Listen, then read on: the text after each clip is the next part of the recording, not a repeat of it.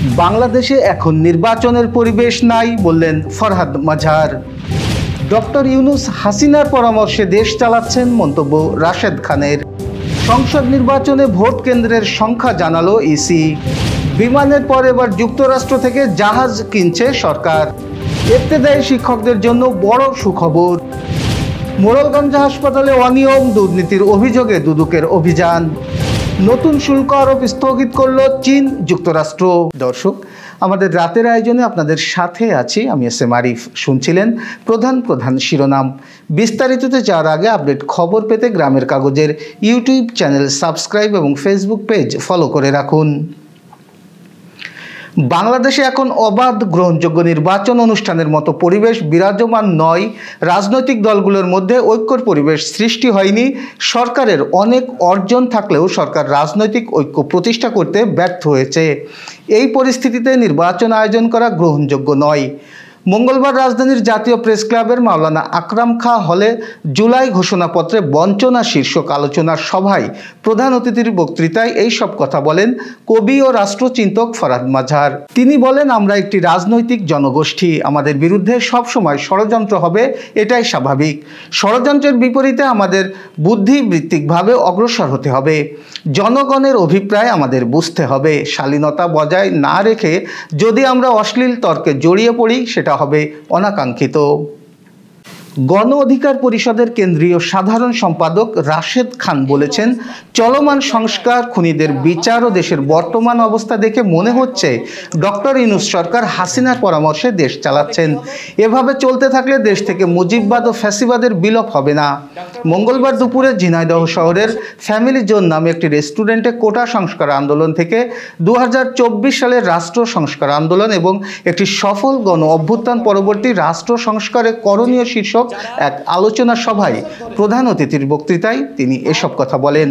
তিনি বলেন, চুনোপুটিদের নয়, খুনি শেখ হাসিনা, ওবায়দুল কাদের, কামাল ও শামীম ওসমানদের দেশে ফিরিয়ে এনে ফাঁসির দড়িতে ঝোলাতে হবে।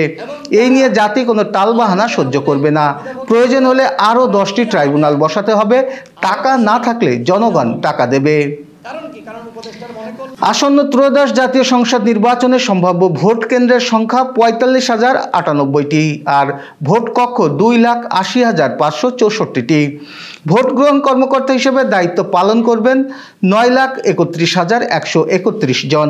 জাতীয় নির্বাচন উপলক্ষে ভোট গ্রহণ কর্মকর্তাদের প্যানেল প্রস্তুত ও প্রশিক্ষণ কার্যক্রম তদারকি সংক্রান্ত সভার কার্যবিবরণী থেকে এই তথ্য জানা গেছে।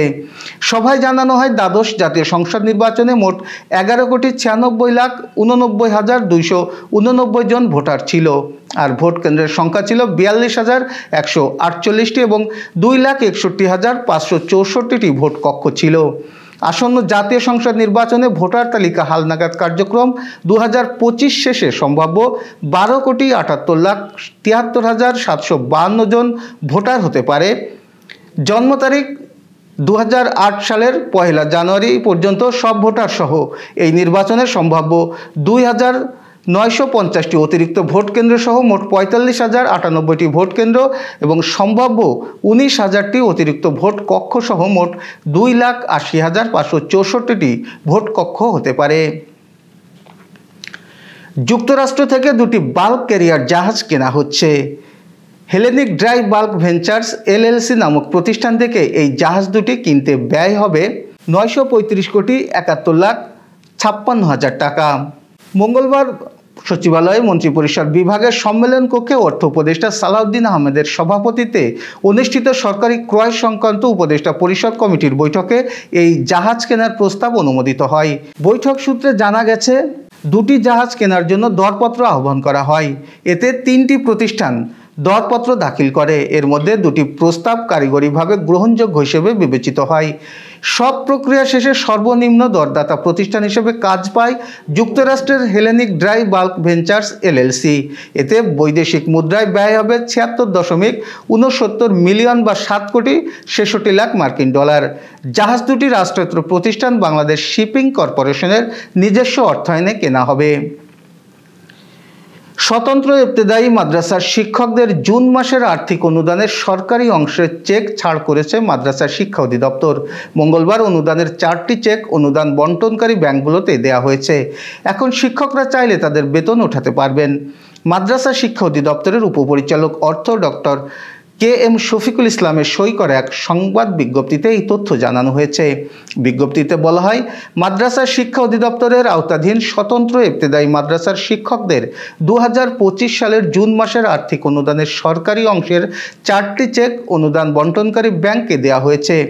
চেকগুলো অগ্রণী ব্যাংক লিমিটেড, রূপালী ব্যাংক লিমিটেডের প্রধান কার্যালয় এবং জনতা ব্যাংক লিমিটেড ও সোনালী ব্যাংক লিমিটেডের স্থানীয় কার্যালয়ে হস্তান্তর করা হয়েছে। শিক্ষকরা 12 আগস্টের পর সংশ্লিষ্ট ব্যাংক থেকে সরকারি অংশের অনুদান উত্তোলন করতে পারবেন। এবার যশোর সহ আঞ্চলিক সংবাদ।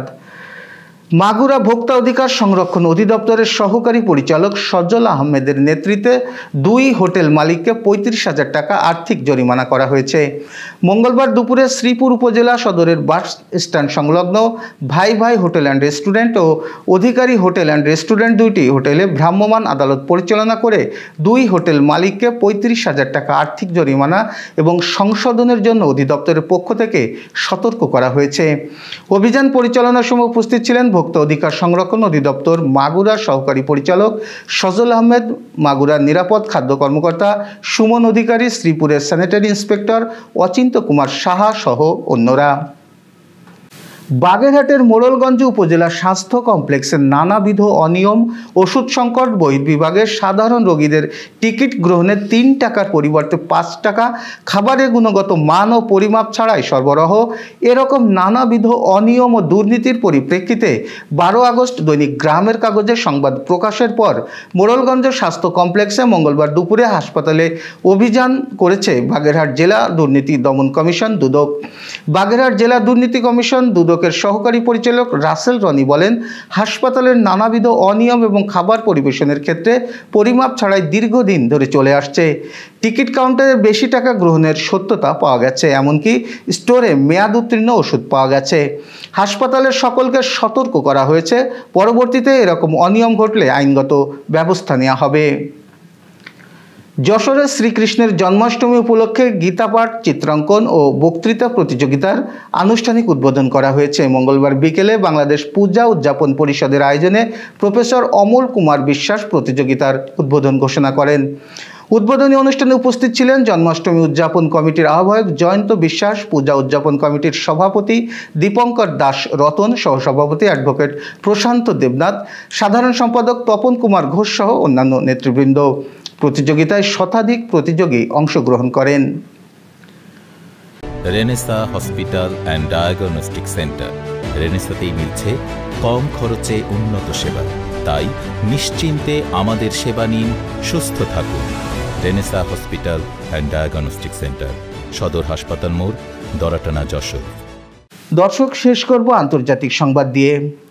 যুক্তরাষ্ট্র ও চীন একে অপরের পণ্যের উপর 3 অঙ্কের শুল্ক স্থগিত আরও 90 দিনের জন্য বৃদ্ধি করেছে।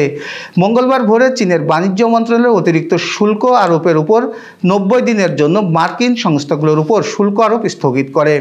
অন্যদিকে গতকাল সোমবার মার্কিন প্রেসিডেন্ট ডোনাল্ড ট্রাম্প তার ট্রুথ সোশ্যাল প্ল্যাটফর্মে ঘোষণা করেছেন, তিনি চলতি বছর 10 নভেম্বর রাত 12:01 পর্যন্ত উচ্চ শুল্ক আরোপ স্থগিত থেকে একটি নির্বাহী আদেশ স্বাক্ষর করেছেন। বেইজিং ও ওয়াশিংটনের মধ্যে শুল্ক চুক্তি আজ মঙ্গলবার রাত 12:01 শেষ হওয়ার কথা ছিল। ট্রাম্পের নির্বাহী আদেশে বলা হয়েছে, আমাদের অর্থনৈতিক সম্পর্কের মধ্যে বাণিজ্য পারস্পরিকতার অভাব এবং এর ফলে সৃষ্ট জাতীয় অর্থনৈতিক নিরাপত্তা উদ্বেগ মোকাবেলায় মার্কিন যুক্তরাষ্ট্র চীনের সাথে আলোচনা চালিয়ে যাচ্ছে। নতুন আদেশ অনুসারে চীনা পণ্যের উপর মার্কিন শুল্ক 145% পর্যন্ত বৃদ্ধি পাবে না। অপরদিকে মার্কিন পণ্যের উপর চীনা শুল্ক 125% পর্যন্ত বৃদ্ধি ঘোষণাটি স্থগিত থাকবে। আপাতত চীন আমদানির উপর যুক্তরাষ্ট্রের চলমান 30% শুল্ক আরোপ থাকবে। অন্যদিকে মার্কিন আমদানির উপর চলবে চীনা 10% শুল্ক থাকবে। এই ছিল আজকের রাতের আয়োজন। এরপর সকালের খবর দেখার আমন্ত্রণ জানাচ্ছি। সেই সাথে করোনা প্রতিরোধে স্বাস্থ্যবিধি মেনে চলুন, সতর্ক হন ডেঙ্গু প্রতিরোধেও। শুভরাত্রি।